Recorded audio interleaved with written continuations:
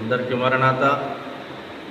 మోషే ఉపవాస ధ్యానంలో ఈ 18వ దిన ధ్యాన శక్తిని ప్రభు మనందరికీ అనుగ్రహించి ఆశ్రయించును గాక.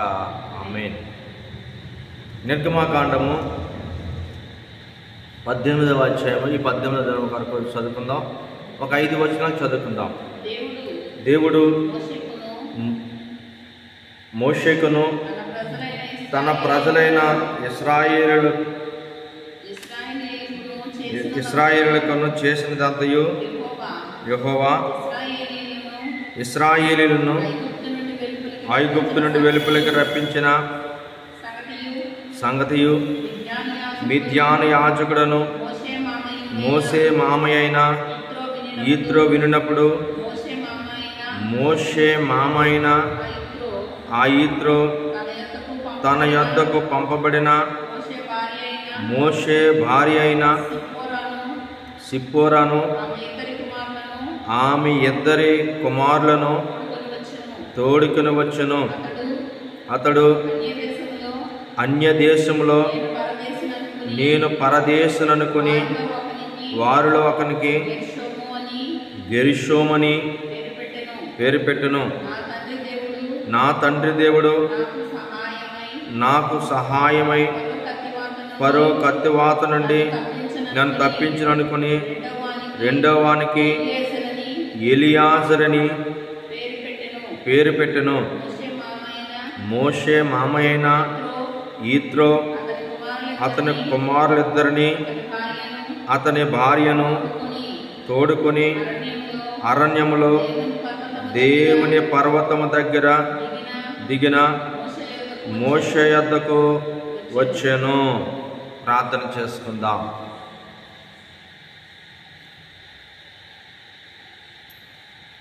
మోషే వేసిన గుడారమును పోలెనదీని వేసెదవా గుడారము వేసెదవా మోషేతో మాట్లాడిన దేవునితో ముఖాముఖి మాట్లాడదు. మనోవిచారము కూడదు నీకు మహిమతలంపులే కావలెను.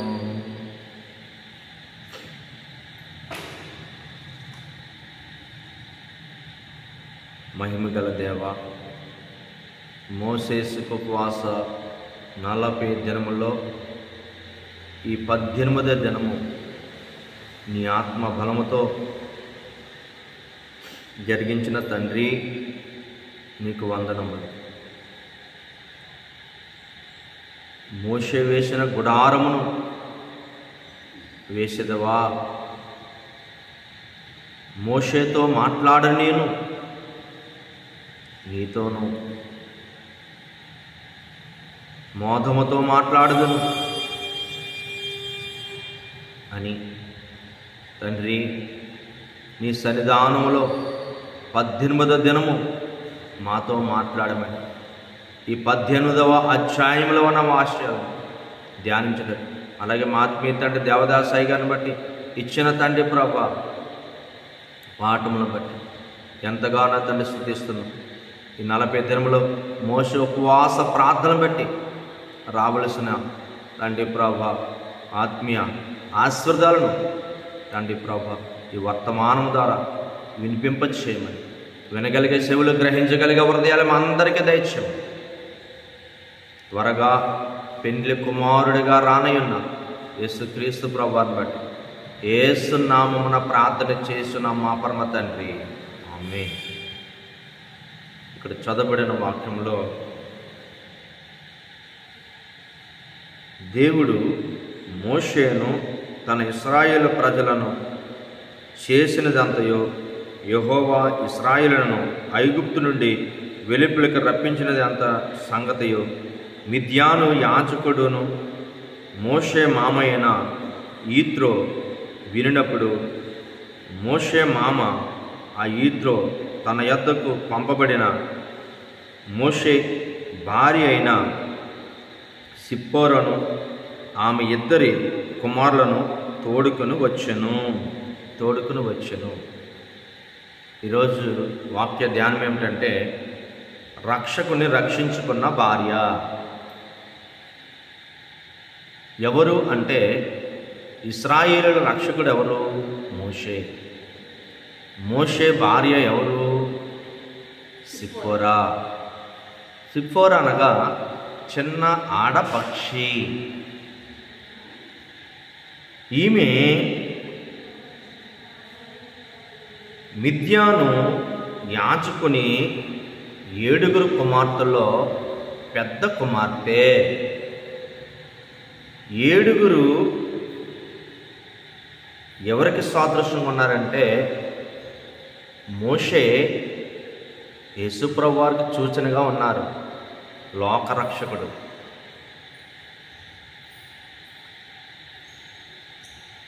సిప్పోరా ఎవరికి సాదృశ్యంగా ఉన్నారంటే మోషే భార్య అవడాన్ని బట్టి సంఘము. ఈ మిద్యాను ఎవరు అని అంటే ఆదికాండము 25వ అధ్యాయము 1వ వచనములో అబ్రహాము కెతురా వివాహమును బట్టి వారి కలిగిన సంతానములో వారి బిడ్డల్లో ఒక కుమారుడు మిద్యాను. అబ్రహాము కుమారుడు మిద్యాను. ఈ మిద్యానీయులు దేవుని ఏర్పాటు జనాంగమే. వీరు యాజక కుటుంబముల నుండి వచ్చిన వారుగా మనకి ఇక్కడ కనబడతా ఉంది. మోషే దేవుడు నియమించిన ఏర్పాటు జనాంగం బట్టి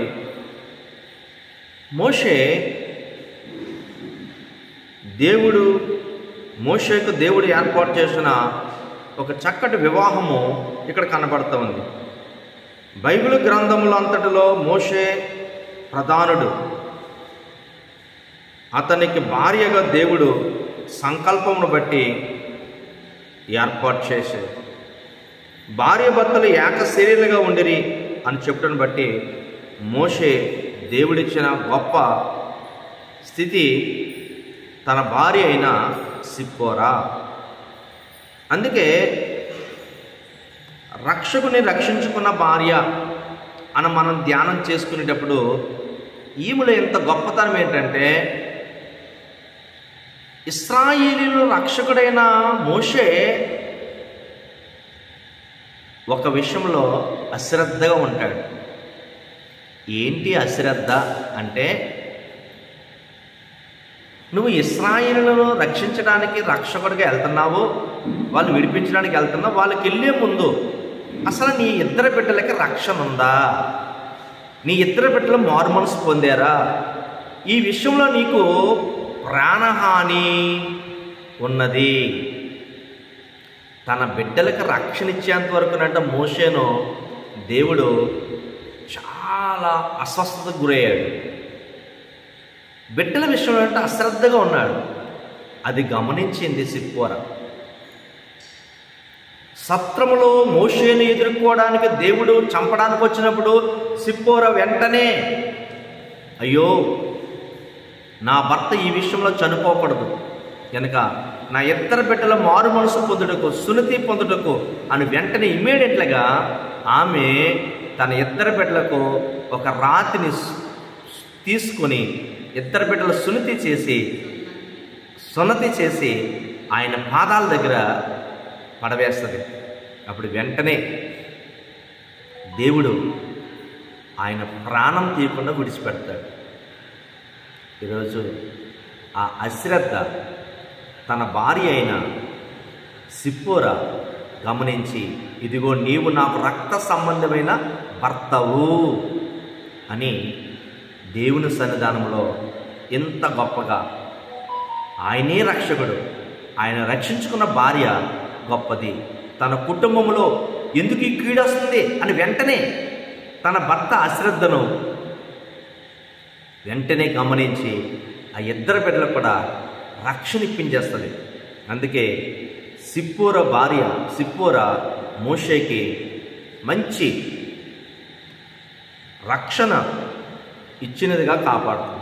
ప్రాణహానిలో తన ప్రాణాన్ని రక్షించింది భార్య. అందుకే ఈరోజు అంశం ఏంటంటే రక్షకుని రక్షించుకున్న భార్య సిప్పోరా.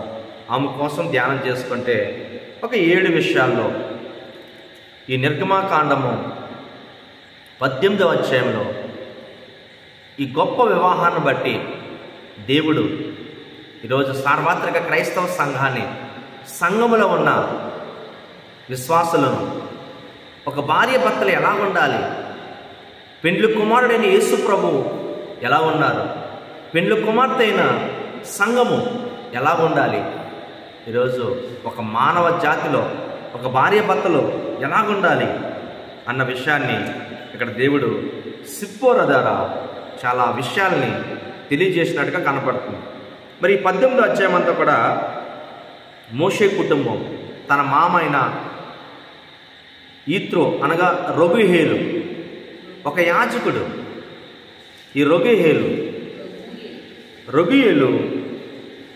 ఈత్రో పేర్లు కలిగి ఉన్నప్పటికీ ఇదిగో తన ఇశ్రాయేలును విమోచించాడు ఐగుప్తు నుండి. వెంటనే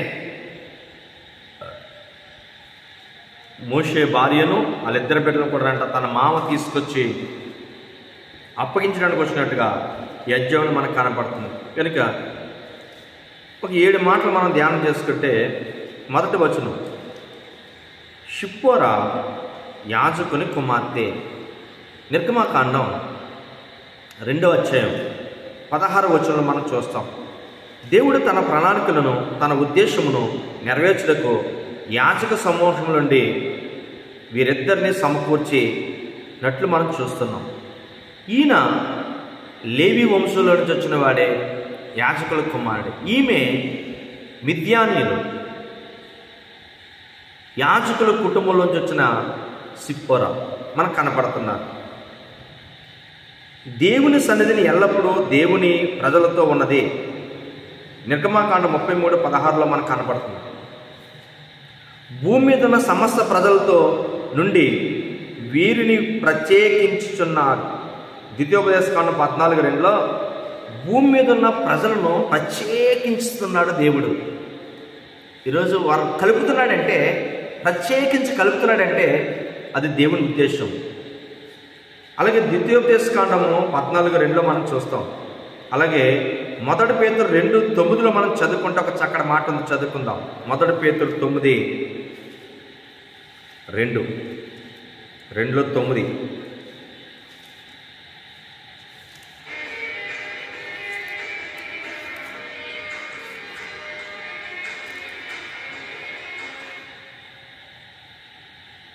అయితే వీరు చీకటిలో నుండి ఆశ్చర్యకరమైన తన వెలుగులోనికి మిమ్మను పిలిచిన వాని గుణాతిశయములను ప్రచురము చేయు నిమిత్తము ఏర్పరచబడిన వంశములను, రాజులైన యాజక సమూహమును, పరిశుద్ధ జనమును, దేవుని సొత్తైన ప్రజలై ఉన్నారు.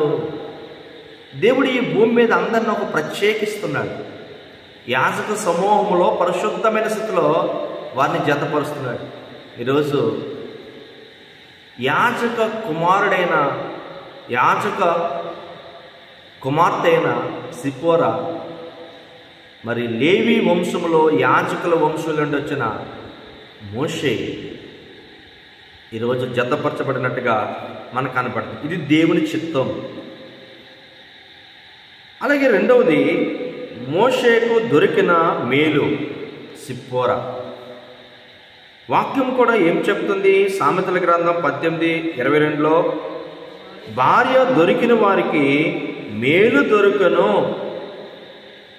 అది వాడు యెహోవా వలన అనుగ్రహము పొందినవాడు.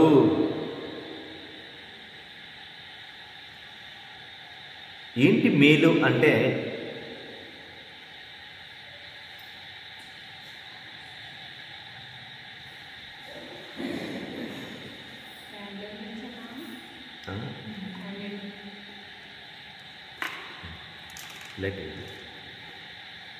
లైట్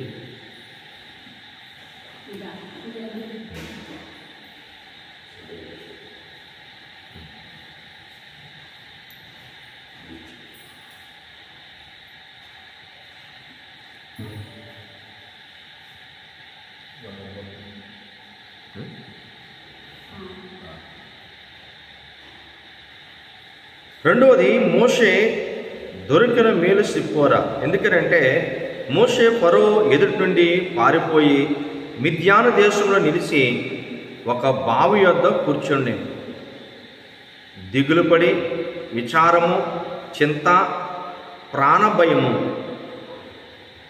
నేనింక రక్త సంబంధులను రక్షించలేను, ఇశ్రాయేలును రక్షించలేను అని మిద్యాను దేశంలో ఒంటరిగా ఉన్న ఆయనను నేను ఏకాకిని అనే దిగులుతో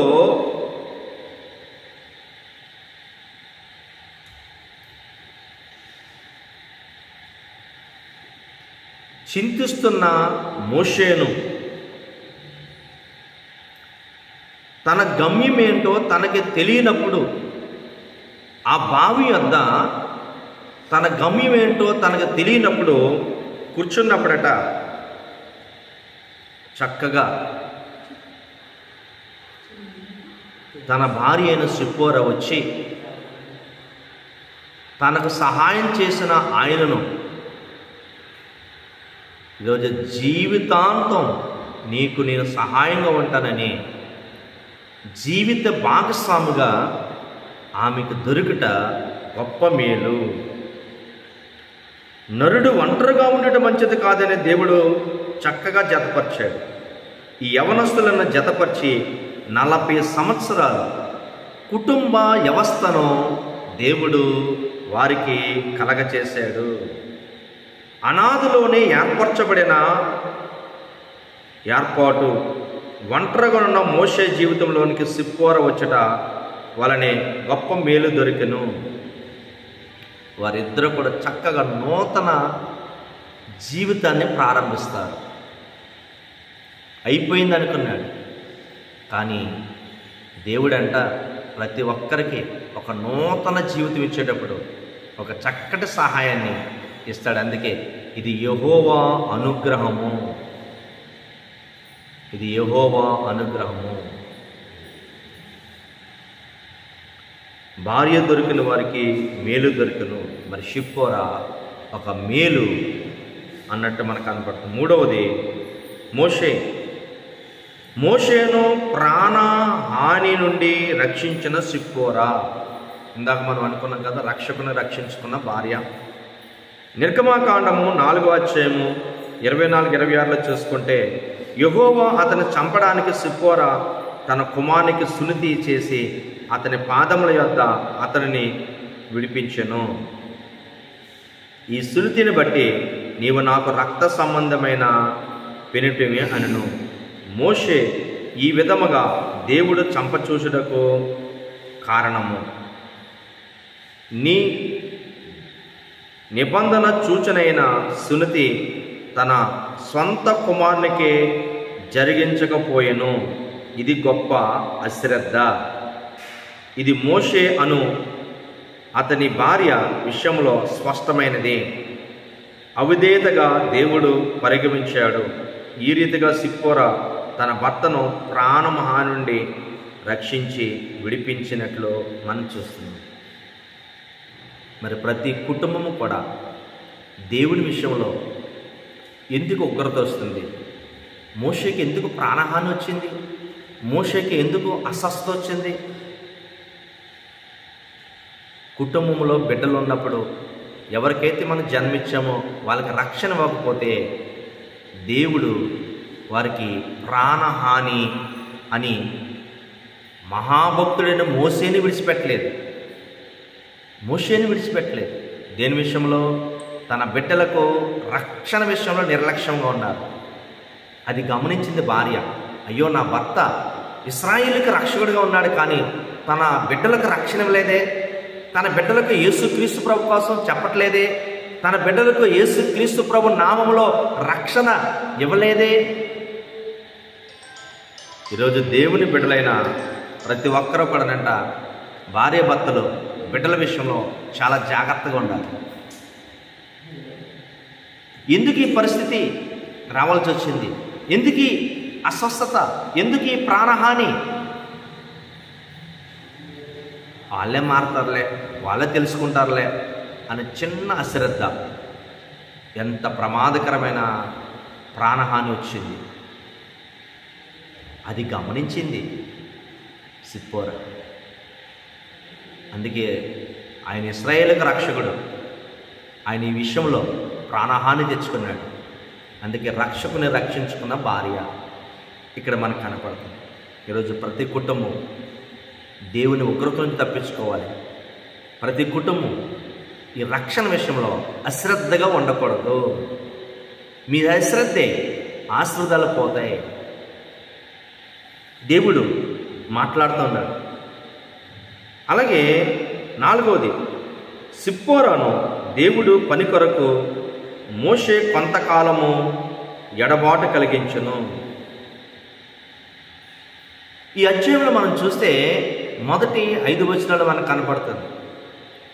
దేవుని పని కొరకు మిద్యాన్ నుండి ఐగుప్తుకు వచ్చినట్లు కనపడుతుంది. అక్కడ ఐగుప్తులో దేవుడు ఒక చక్కటి విద్యను నేర్పించాడు. నిత్యం దైవ సన్నిధి నుండి 10 అద్భుతాలు చేసి 430 సంవత్సరం నుండి బానిసత్వంలో ఉన్న వారిని విడిపించడం, ఐగుప్తులకు దాసులుగా ఉన్న వారిని విడిపించడం మామూలు విషయం కాదు.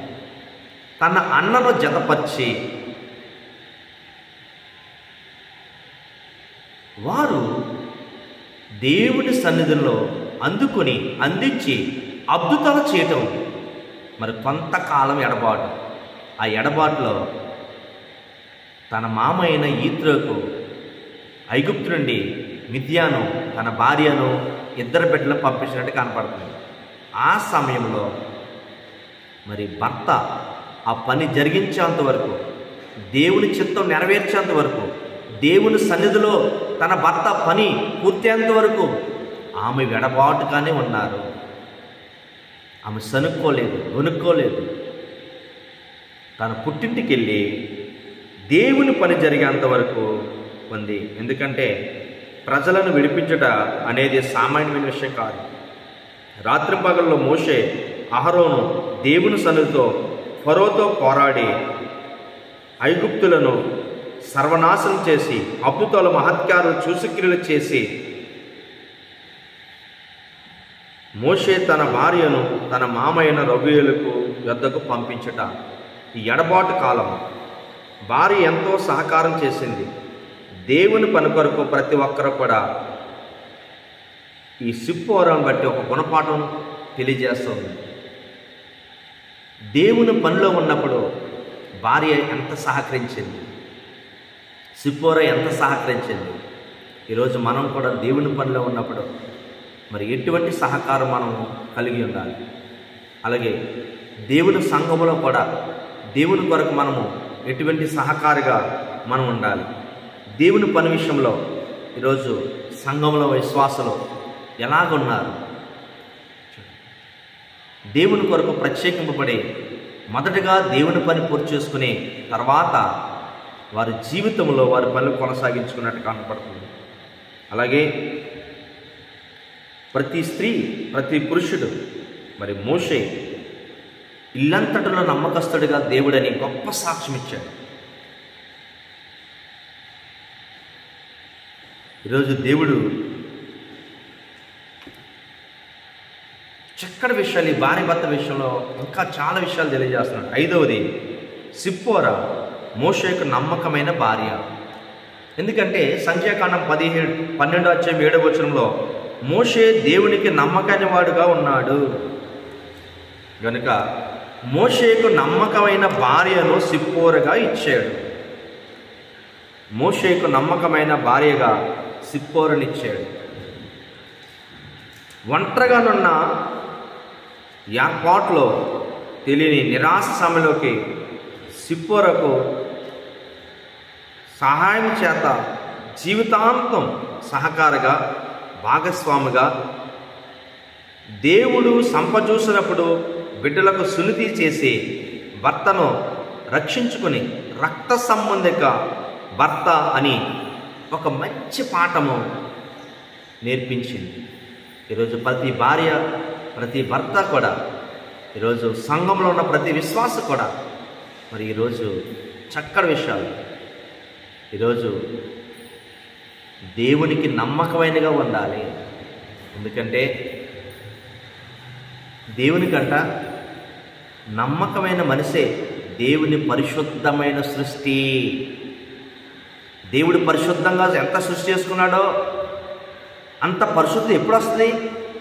దేవుడికి నమ్మకముగా ఉండాలి. ఈరోజు మోషే దేవునికి నమ్మకంగా ఉన్నాడు. అందుకే దేవుడు నమ్మకమైన భార్యను ఆయనకి ఇచ్చాడు. అంతే నమ్మకముగా దేవుని విషయంలో భార్య భర్తలు ఇద్దరు కూడా ఉన్నారు.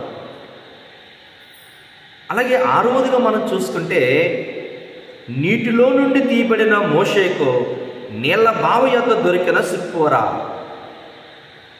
ఇక్కడ మనకు కనపడుతుంది. ఈ సిప్పోరా ఎక్కడ దొరికిందట?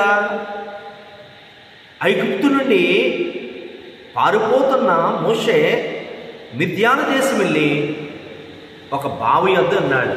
ఆ బావి యొద్ద మందలకు నీళ్లు పెట్టుటకు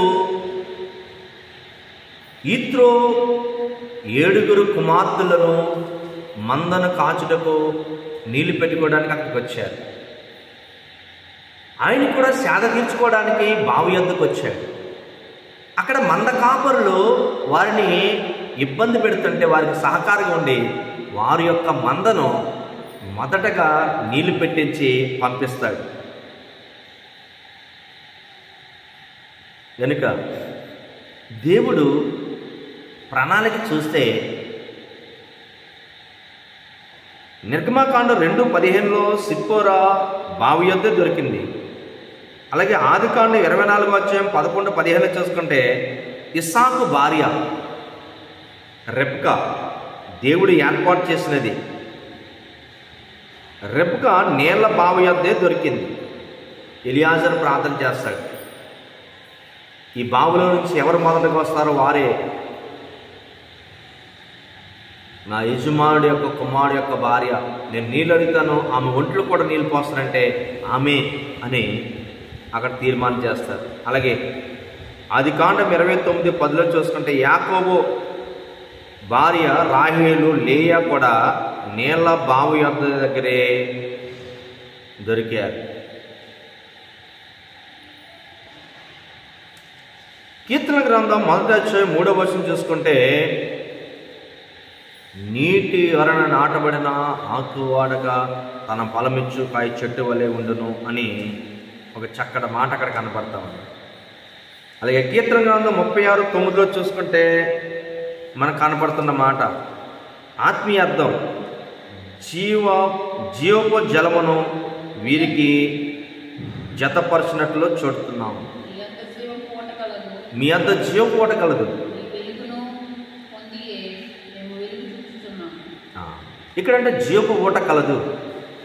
ఇక్కడ దేవుడు వీళ్ళని జీవపు జలమ యొద్ద జతపరిచినట్లు కనపడతా ఉంది.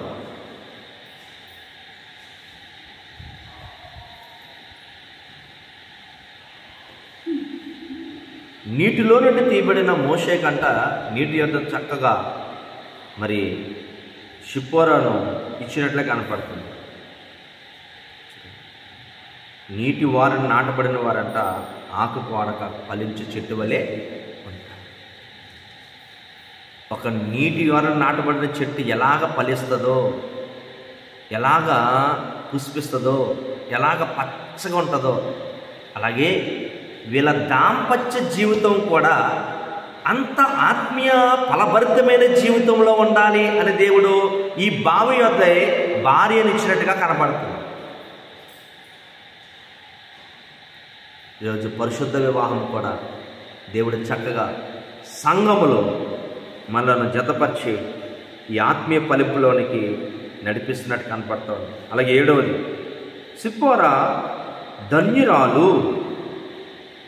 ఎందుకు అంటే నిర్గమాకాండం 7వ అధ్యాయంలో మొదటి మాట మనం చూసుకుంటే అక్కడ ఒక మాట కనబడుతుంది. ఐగుప్తు దేశం చాలా గొప్ప దేశం. ఆ దేశంలోనంటే రాజు వారందరూ సూర్యుడు లాంటి వాడు మా దేవుడు అని ఫరోను అనుకున్నారు. కానీ దేవుడు అంట ఆ ఫరోకే దేవుడిగా మోషేను నియమించాడు. ఐగుప్తులు రాజుకు సైనికులకు వారందరికి కూడా మిక్కిలి గొప్పవాడు ఆయన కనుక మోషే గొప్పవాడు ఆయన కనుక మోషే భార్య కూడా గొప్ప ధన్యురాలు. అలాగే నిర్గమాకాండం 14వ అధ్యాయం 16-20 చూసుకుంటే ఎర్ర సముద్రమును పాయలు చేసెను, ఐగుప్తులు సముద్రములో జల సమాధి చేయబడెను. కనుక మోషే గొప్పవాడు గనక తన భార్య కూడా గొప్ప ధన్యురాలు. అలాగే నిర్గమాకాండం 16:35లో 30 లక్షల మందికి పైగా దేవుని ప్రజలకు అరణ్యములో 40 సంవత్సరాలు మన్నాతో పోషించును. కనుక దేవుని సేవకుడు గనక మోషే భార్య గొప్ప ధన్యురాలుగా ఉండడం. మోషేకు భార్యగా ఉండడాన్ని బట్టి ఈ గొప్ప ధన్యురాలుగా ఉండను. ద్వితీయోపదేశకాండం 9వ అధ్యాయం 18-20 చూసుకుంటే ఉపవాస ప్రార్థనలు కనబడుతున్నాయి. 40 దినముల ఉపవాసం, 2 పర్యాముల అన్నపానములు పుచ్చుకోకుండా దేవుని సన్నిధిలో సాష్టాంగపడుట, దేవుని ప్రత్యక్షతను పొందుట, దైవ సన్నిధి విలువలను మనందరికీ చాటి చెప్పిన మోషే గొప్పవాడు గనుక ఆయన భార్యగా ఉండట సిప్పోరా గొప్ప ధన్యురాలు. మోషేను బట్టి తన భార్య కూడా గొప్ప ధన్యత వచ్చింది. అలాగే మోషే భార్యగా ఉండటకు సిప్పోరా యొక్క ధన్యతలు తెలియచేయును. గనుక ప్రియమైన రాకడ విశ్వాసులారా, ప్రియమైన సంగమా, 40 దినముల ఉపవాస ప్రార్థనలో ధ్యానిస్తున్న ధ్యానపరులారా, ప్రియమైన రాకడ విశ్వాసులారా, మోషే కంటే శ్రేష్ఠుడు యేసుక్రీస్తు ప్రభు. మోషే కంటే శ్రేష్ఠుడు యేసుక్రీస్తు ప్రభు. ఇశ్రాయేలు రక్షకుడి కంటే లోక రక్షకుడు గొప్పవాడు యేసుక్రీస్తు ప్రభు. మరి యేసుక్రీస్తు ప్రభుకు భార్యగా నున్న పెండ్లి కుమార్తె సంఘం ఎంత గొప్ప ధన్యత. ఈరోజు సార్వత్రిక క్రైస్తవ సంఘము యేసుక్రీస్తు ప్రభు వారికి పెండ్లి కుమార్తెగా ఉండట ఎంత గొప్ప ధన్యత. మరి ఈ దినము సిప్పోరా సంఘానికి సాదృశ్యం ఉంది. ఈరోజు సంఘంలో ఉన్న ప్రతి ఒక్క విశ్వాసి మరి పెండ్లి కుమార్తె సంఘముకు గొప్ప సాదృశ్యం ఉంది. కనుక ఈ 7 విలువైన విషయాలను బట్టి సిప్పోరా మోషే భార్య కూడా ఎంత గొప్ప ధన్యతో. మరి ఈరోజు సంఘము కూడా యేసుక్రీస్తు ప్రభు వారికి ఈ సార్వత్రిక క్రైస్తవ సంఘం పెండ్లి కుమార్తెగా ఉండటం అంత గొప్ప ధన్యత. మరి సిప్పోరా సిద్ధపడినట్లుగా పెండ్లి కుమార్తెగా సిద్ధపడి మేఘమెక్కే ధన్యత ప్రభు ఈ వాక్యము ద్వారా మన వినికిల్లో భద్రపరచు సిద్ధపరచునో గాక. ఆమేన్. ప్రార్థన చేసుకుందాం.